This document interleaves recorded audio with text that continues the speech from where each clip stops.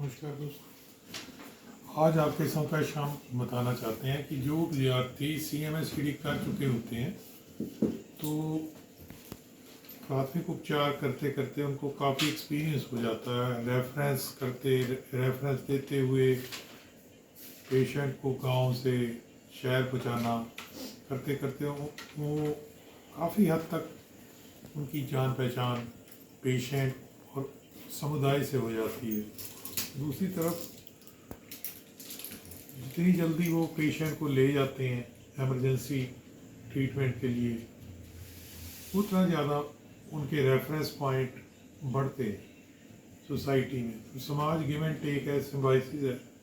करते करते एक पीरियड ऐसा आता है कि जैसे मान लीजिए कोई न्यूरोलॉजिस्ट है या न्यूरोसर्जन है, उसके पास पेशेंट आया हॉस्पिटल में, उसको कोई सेरिब्रल अटैक आ गया, दिमाग का स्ट्रोक आ गया, ब्रेन स्ट्रोक आ गया, और वो धीरे धीरे अपनी हेमीप्लेजिया, पैराप्लेजिया, पैरालिसिस से उभरेगा।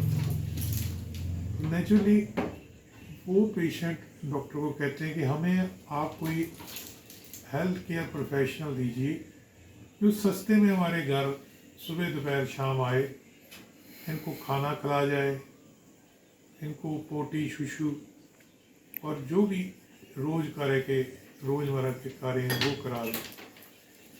क्योंकि कई बार फैमिली जॉइंट होती है, कई न्यूक्लियर होते हैं, उसमें हर बंदा आज काम पे जाता है, वाइफ भी काम पे जाते हैं, बच्चे स्कूल चले जाते हैं, तो बुज़ुर्ग जो पेशेंट है वो अकेला रह जाएगा। अब बंदा वेस्टर्नाइज्ड लाइफस्टाइल को डिमांड, लग्जरी, नीड्स के मुताबिक चल रहा है, तो दो बंदों का कमाना ज़रूरी है। तो नेचुरली एक हेल्पर चाहिए जो कल को कैथेटर पड़ा होए उसको चेंज कर दे। अब डॉक्टर तो घर पे आने से रहा कि अफोर्ड ही नहीं कर सकते मिडिल क्लास फैमिली वाले कि डॉक्टर उनके पास रोज़ रोज़ आए और वह उसको पैसे दें। और हर डॉक्टर होम सर्विस के लिए राज़ी नहीं होता कि उनको कहीं पे लगता है कि सेल्फ रिस्पेक्ट में कमी आती है, ये उनका मानना है। दोस्तों, फिर आती है बात कि CMSCD वाले को खलने लगता है कि मैं अपनी एजुकेशन बढ़ाऊँ, कोई कुछ कोर्स करते हैं, कुछ कोर्स करते हैं, मगर मैंने देखा है 95% BEMS इलेक्ट्रोहोम्योपैथी करना चाहते हैं। 100 से 114 से ज़्यादा प्लांट है, हर्बल है, और इसका कोई साइड इफ़ेक्ट भी नहीं है। कभी ऐसा नहीं हुआ कि इलेक्ट्रोहोम्योपैथी की दवा से रिएक्शन होगा हो, तो उसका साइड इफ़ेक्ट ना होना, इसका एम्पल स्कोप होना, न्यूरोपैथी की वजह से जो क्रॉनिक प्रॉब्लम्स हैं, तो एलोपैथी से मन उगने लगता है तो बंदा होम्योपैथी की तरफ उगता है, तो इलेक्ट्रोहोम्योपैथी की तरफ, पांचवी पैथी की तरफ भागता है। तो ऐसे ही धीरे धीरे धीरे रुझान जो पुराना है, जैसे पहले था कि पीतल के बर्तन होते थे, फिर धीरे धीरे पहले मिट्टी के थे, फिर पीतल के आए, फिर स्टील के आए, फिर एल्युमिनियम के आए। अब जैसे जैसे कैंसर बढ़ रही है तो फिर दोबारा रिवर्स बैक हो रहा है।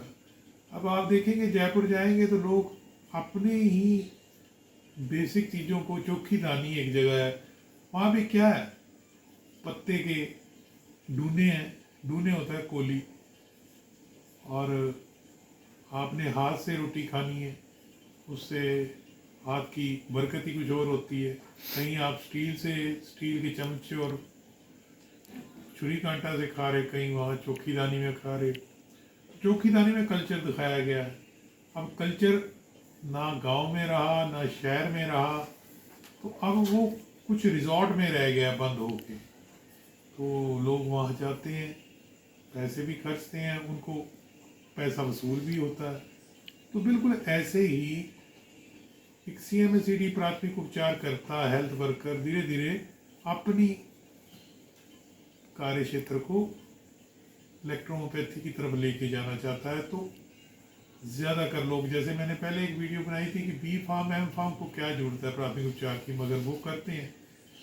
ऐसे ही सेकंड प्रायोरिटी जो आती है BEMS वाले, MBEH वाले और DEHM वाले भी ये कोर्स बहुत ही ज़्यादा मात्रा में करते हैं, ताकि वो CMACD के साथ प्राथमिक उपचार के साथ साथ इलेक्ट्रोहोम्योपैथी का भी प्रचार कर सकें, डेवलपमेंट कर सकें। अच्छा लगा, लाइक करना, सब्सक्राइब करना और शेयर करना। धन्यवाद।